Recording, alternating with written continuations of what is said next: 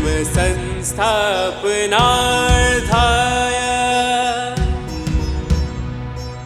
संभवामि युगे युगे संभवामि युगे युगे संभवामि युगे युगे।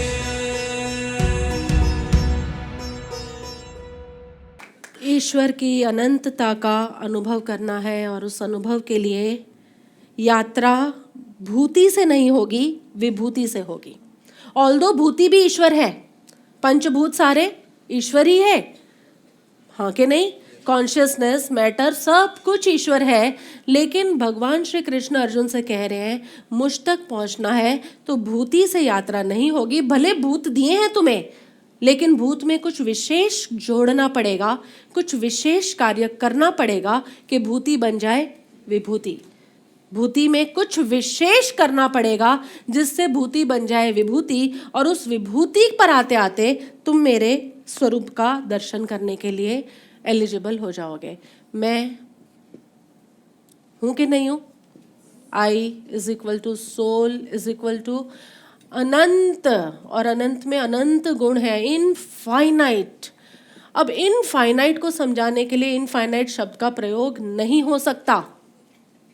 इनफाइनाइट को समझाने के लिए इनफाइनाइट शब्द का उपयोग नहीं किया जा सकता।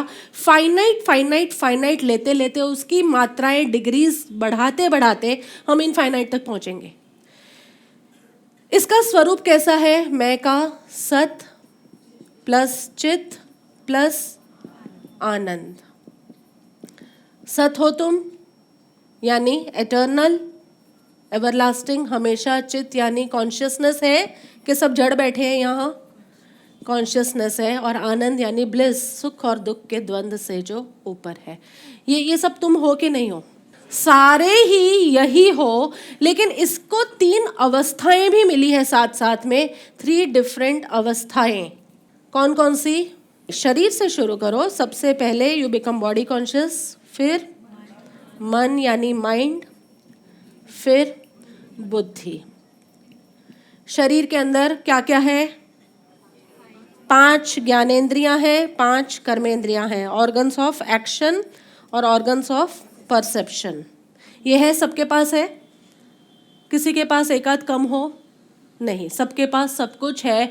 कर्मेंद्रियां भी प्रॉपर हैं तुम्हारी, 2 हाथ 2 पैर, मुंह, तुम्हारा एक्सक्रीशन और तुम्हारा रिप्रोडक्शन। और ऑर्गन्स ऑफ परसेप्शन तुम्हारा स्पर्श, जीभ, नाक, आँख और कान। 5 ये और 5 वो। ये 10 organs of actions and perception सबके पास है। फिर मन की फैकल्टी का क्या काम है? फीलिंग्स, इमोशंस, भावनाएं, कामनाएं, डिजायर्स, ये सब कहाँ उठती कहाँ है? डिजायर्स, इच्छाएं, ये सब कुछ तुम्हारे मन की फैकल्टी का काम ही है। मन यह कर रहा है। ये है किसी के पास? सबके पास। आगे काम है बुद्धि का, इंटेलेक्ट। इंटेलेक्ट के अगेन हमने 2 पार्ट्स किए थे, ग्रॉस एंड सटल, यानी स्थूल और सूक्ष्म। स्थूल बुद्धि का काम क्या है? यहाँ लिखती हूँ मैं। स्थूल बुद्धि का काम क्या है? अशुभ और शुभ के बीच का निर्णय करना, पाप और पुण्य के बीच का निर्णय करना, कामना और निष्काम के बीच का निर्णय करना, गलत और सही के बीच का। And there are so many of them, isn't it? स्थूल बुद्धि का काम इतना है। अब स्थूल बुद्धि का ये जो काम है, इसमें जब तुम्हारे भीतर ये पोर्शन प्रगाढ़ होने लगता है, जब तुम्हारे भीतर ये भाग है ये प्रगाढ़ होने लगता है, इसे कहा जाता है विभूति। विभूति है क्या? तुम्हारे ही भीतर बुद्धि का वह भाग जो निर्णय जब भी लेता है वो राइट निर्णय लेता है, शुभ की तरफ का निर्णय लेता है, निष्काम भावना का निर्णय लेता है। बुद्धि का जो पार्ट तुम्हारा इतना निर्णयात्मक हो जाए, राइट की तरफ का निर्णय उसका प्रगाढ़ हो जाए, उस भाग को ही विभूति कहा जाता है। और इस विभूति से ईश्वर के दर्शन की यात्रा शुरू होगी। ये बात चल रही है। तुम कितना भी शुभ चुनो, कितना भी अच्छा चुनो, कितना भी सही चुनो, कितना भी राइट चुनो, कितना भी निष्काम चुनो, लेकिन वो सारे चुनाव है किसके? इस अनित्य जगत के, इस टेम्पररी वर्ड के। तो जब तुम उस टेम्पररी, अनित्य और नित्य के बीच में भी चुनाव करते हो, ये किसका काम है? सूक्ष्म बुद्धि का। इस चुनाव की एलिजिबिलिटी, इस चुनाव के लिए तुम्हारी बुद्धि तैयार ही तब होती है जब तुमने पहले ये काम किया हो। अभी तो क्या होता है, जैसी भावनाएं उठती हैं वैसा मन भागना भागना भागना शुरू कर देता है। वैसे अब तुम लोगों में नहीं होगा, इतना भी तुम्हें पता होगा। Now because of the spiritual evolution धीरे धीरे तुम्हें लगता होगा कि नहीं, कामना होती है लेकिन हम तभी चाहिए नहीं चाहिए का निर्णय कर पाते हैं। अगर आप कर रहे हैं तो बहुत बढ़िया। नहीं चाहिए, निष्काम रहना है तो ठीक है, तुम्हारी यहाँ पर स्थूल बुद्धि तैयार हो रही है, विभूति बन रही है। और ये विभूति आगे, इसको सेकंड स्टेप क्या करना है? जो भी तुमने निष्काम भाव रखा, तुमने एसआरएम के लिए कोई सेवा की, तुमने निष्काम भाव रखा, लेकिन एसआरएम खुद ही तो अनित्य है, अनित्य ही है। पहले नहीं था, अभी थोड़ी देर के लिए, आगे नहीं रहेगा। तो जो अनित्य है उसी को तुम पूरा सर्वस्व मान लोगे तो गड़बड़ हो जाएगी। सूक्ष्म बुद्धि कहती है अनित्य और नित्य में वापस जो विवेक करने लग जाए। अब जो स्टेप 1, लेवल 1 ये है, अटेन हुआ। लेवल 1 नहीं हुआ तो शिविर से पहले कम से कम थोड़ा प्रयोग करना इसका। सही और गलत में से सही का चुनाव करो। मन भागता है पाप की तरफ, आवेश की तरफ, भोग की तरफ, वासना की तरफ। उस मन को कहो नहीं, वासना नहीं, उपासना की तरफ जाना है। भोग नहीं, शांति की तरफ जाना है। क्रोध नहीं, क्षमा की तरफ जाना है। जब इस तरह तुम्हारे बुद्धि को प्रशिक्षण मिलेगा तो वो विश्व रूप दर्शन के लिए विभूति की तैयारी कर रहा है। समझो इसको। और आसान लगेगा अभी तुम्हें, क्योंकि ये तो हम कितने सालों से बोल रहे हैं। विभूति विभूति, तुम्हें लगेगा शब्द इतना बड़ा है, पता नहीं इसके अंदर क्या होगा। लेकिन फाइनली कार्य हम तुमसे काफी वर्षों से आरंभ करा चुके हैं। ये कार्य अभी भगवत गीता के साथ नहीं शुरू हो रहा, ये कार्य अष्टावक्र गीता के साथ शुरू हो गया है कि किसी भी तरह निष्कामना लाओ, निष्कामता निष्कामता। और जब तुम्हारे कृत्य में निष्कामता आएगी तो लेवल 1 क्रॉस्ड। मारियो वगैरह खेला है कभी? तो लेवल क्रॉस करके फाइनली तुम्हें पहुंचना है। अपने को 2 ही लेवल्स है। लेवल 1 स्थूल बुद्धि का निर्माण, स्थूल बुद्धि में शुभ शुभ तुम्हारा प्रगाढ़ होता जाए। फिर आगे जाते जाते शुभ और नित्य, राइट और नित्य, रॉन्ग और नित्य के बीच में नहीं चलेगा। तुम मिस करने जाओगे, छोड़ो ना। जब फाइनली हमें भेद करना ही है, डिफरेंशिएट करना ही है, तो गलत और नित्य के बीच में कर लेंगे। It never works that way, it never works. कोई एक्सेप्शन होगी चंड कौशिक जैसी या अंगुलीमाल जैसी, कोई एक्सेप्शन होगी कि जिससे होता है, but you are not exception. हम लोगों को नॉर्मल पाथ से ही चलना पड़ेगा। और उस पाथ के अंदर क्या होता है कि पहले गलत और सही के बीच में भेद करना है, विभूति स्टेप नंबर 1। और उसके बाद जो भी तुमने सही निर्णय लिया उसका और नित्य शाश्वत मैं क्या हूं। अभी तो क्या होता है, कल ये पारस प्रभु वगैरह बैठे थे तो कुछ बात कर रहे थे कि प्रभु भय बहुत लग जाता है, या गुस्सा। हाँ, तुम तो गुस्से की बात कर रहे थे, किसी ने ओवरटेक की गाड़ी। तो अभी क्या होता है, पारस प्रभु अपनी बात कर रहे हैं कि घर के लोगों पर गुस्सा नहीं आता, घर के लोगों के साथ बहुत संभाव से रहा जाता है। लेकिन कोई छोटी सी घटना है कि किसी ने गाड़ी रॉन्ग ओवरटेक कर ली और एकदम से माइंड भड़क जाता है और उसकी वजह से बहुत डिस्टर्बेंस होती है। तो अदिति प्रभु के अपने सेट ऑफ प्रॉब्लम्स है कि प्रभु कभी कभी बहुत फियर लगता है, इनसिक्योरिटी लगती है। Okay, what ever. इनसे यही पूछा किसे भय लगता है, क्रोध किसे आता है, किसे आता है? नहीं विशाल प्रभु, मेरे को नहीं। अभी इस पूरे चार्ट में से क्लियर करना पड़ेगा। क्रोध किसे आ रहा है भाई? आप भी बोल सकते हैं, क्रोध किसे आ रहा है? अदिति प्रभु कहती है मुझे फियर लगता है। तुम्हें भी लगता होगा, कोई इनसिक्योरिटीज होंगी, फियर होंगे। फियर किसे लग रहा है? इस पूरी फैकल्टी में फियर का स्थान कहाँ है? माइंड, मन, पक्का है। ये बहुत इंपॉर्टेंट सूत्र मैं बताने जा रही हूं। मन को फियर लग रहा है, मन को क्रोध आ रहा है, जैसा पारस प्रभु कह रहे हैं कि मन को गुस्सा आ जाता है। तो मैंने कहा मैं तो तुम्हें 4 साल से समझा रही हूं कि मन मेरी एक अवस्था है, मैं नहीं हूं। तो क्रोध तो मन को आ रहा है, तो तुम मुझे क्रोध आ रहा है, मुझे क्रोध आ रहा है, ऐसा क्यों बोल रहे हो? वाई? तुम्हारी एक अवस्था में, और वो भी कितनी देर के लिए आया तुम्हें क्रोध? थोड़ी 5 मिनट के लिए। और उस समय तुमने क्रोध के बदले क्षमा का अंगीकार किया होगा कि नहीं? क्रोध के बदले छोड़ो। अब तुमने क्रोध के बदले छोड़ो वाली जो बात रखी, तुम कहां पहुंच गए? विभूति। आते जाओ। तुमने क्रोध के बदले बोला कि जाने देना, क्रोध वो उसने जो किया किया, मेरे को क्या उससे लेना देना। तो तुमने क्रोध के बदले क्षमा की, या तुमने क्रोध कर भी लिया लेकिन थोड़ी देर बाद क्षमा का भाव उठा। तो तुमने ट्रैवल कहां से कहां तक किया? मन से बुद्धि तक, और बुद्धि में भी क्षमा का भाव है। अगर बुद्धि में अभी भी वो अंदर चिड़ चिड़ चिड़ चिड़ चल रही होती तो तुमने विभूति को नहीं पाया, तो तुम भूति में ही हो, है तो फिर भी भूति। लेकिन तुम्हारे मन में ऐसा हुआ कि नहीं, क्या करना, ठीक है, माफ करो ना, छोड़ो, ये तुमने विभूति। और अब ये छोड़ो भी किस में है? बुद्धि में, स्थूल बुद्धि में। अब तुम ये हो, तुम ये छोड़ो, क्षमा भी तुम नहीं हो। तुम क्या हो? ये बुद्धि तो अवस्था है, बुद्धि तो आत्मा की एक अवस्था है। लेकिन जो छोड़ो तुमने किया उसके बाद, अरे मैं तो ये क्रोध जितना थोड़ी हूं, मैं तो अनादि अनंत एटर्नल लिखा है कि नहीं? मैं तो अनादि अनंत हूं, और मैं कॉन्शियस हूं जिसने क्रोध को भी जाना और क्षमा को भी जाना। और यदि तुम में केवल ये 2 बातें आ जाती है कि अरे मैं तो वो थोड़ी देर उठने वाला क्रोध नहीं हूं, थोड़ी देर उठने वाला क्रोध नहीं हूं, थोड़ी देर उठने वाली क्षमा भी नहीं हूं, मैं कैसा हूं? एटर्नल, अनादि अनंत। और इस बात का तुम्हें भान हो जाए तो the third moment you will experience a state of bliss. Definitely तुम करके देख लो। मन में कोई भी विचार आता है, कोई भी बात होती है। कल इन लोगों को कह रही थी कि कुछ भी होता है, ये शॉल किसकी है? शरीर की शॉल हो गई। अरे मेरी शॉल है और तुम कपड़े की बोल के तुम हड़पना चाहते हो, क्या करना क्या चाहते हो? What is your problem? मेरी शॉल है तो तुम क्या कह रहे हो? सिंपल सा क्वेश्चन है, उसका सिंपल आंसर।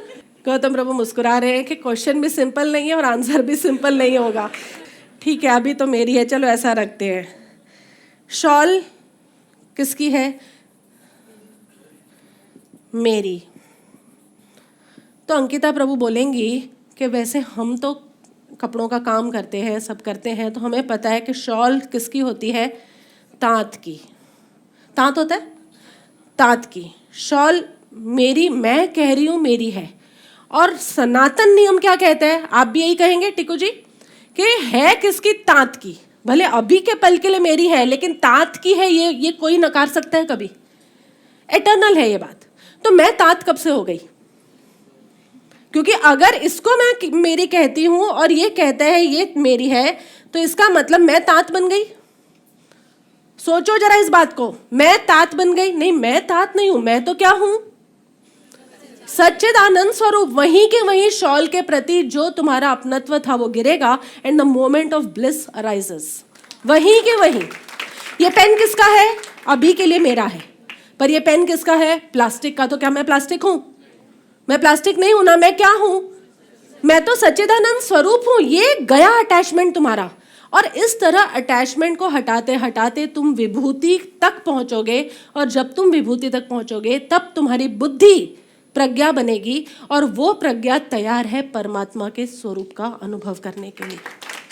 ये बात समझ में आती है? करना क्या है? काम कहाँ से शुरू हो जाना चाहिए? मन में प्रतिक्रियाएं चलती ही रहेंगी। बॉडी को तो छोड़ ही दो।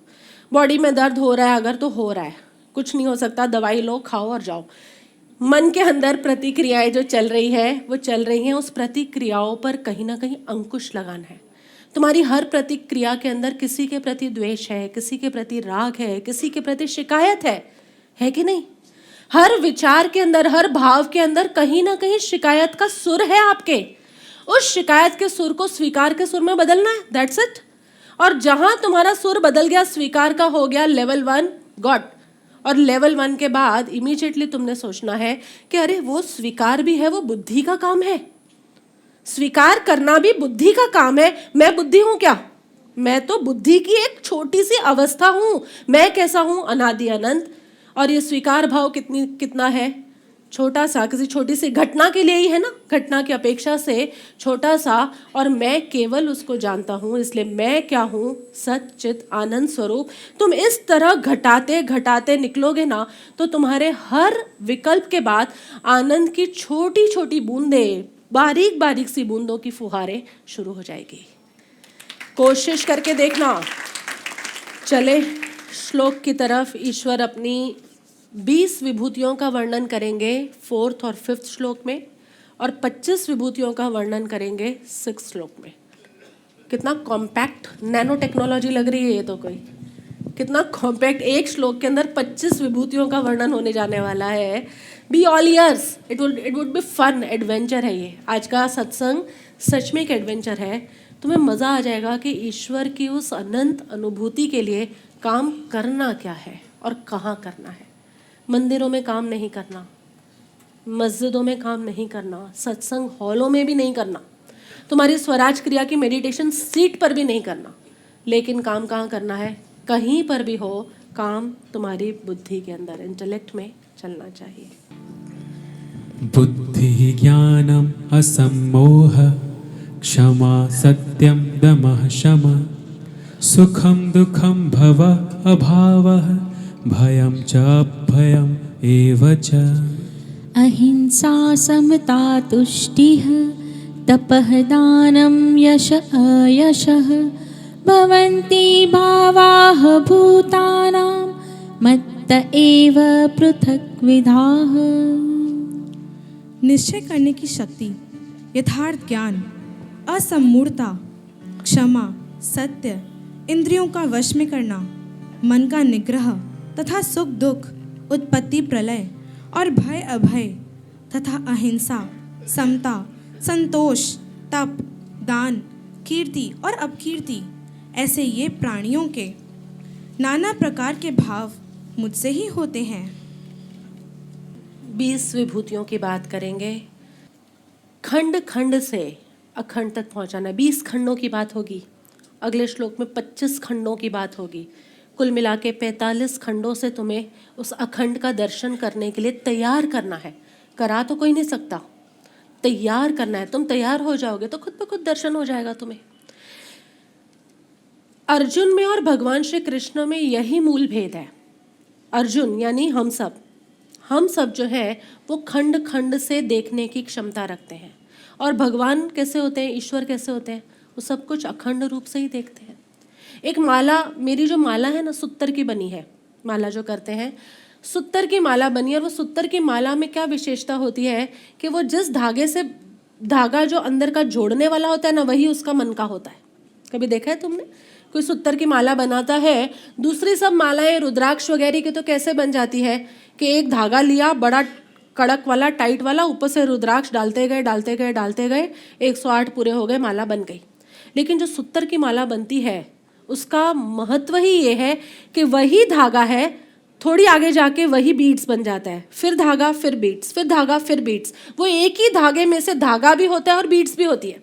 सूत्र की माला के अंदर जिस मटेरियल के बीड्स होते हैं ना, उसी मटेरियल का धागा होता है। ये विशेषता है। और इसीलिए हम लोग जब साधना करते हैं, मंत्र आराधना करते हैं, तो हम सूत्र की माला पर करते हैं। प्रतीकात्मक बात है। हम लोग रुद्राक्ष की माला पर, स्फटिक की माला पर नहीं करते। रुद्राक्ष की भी है मेरे पास, स्फटिक की भी है, अलग अलग वो चंदन की भी माला है।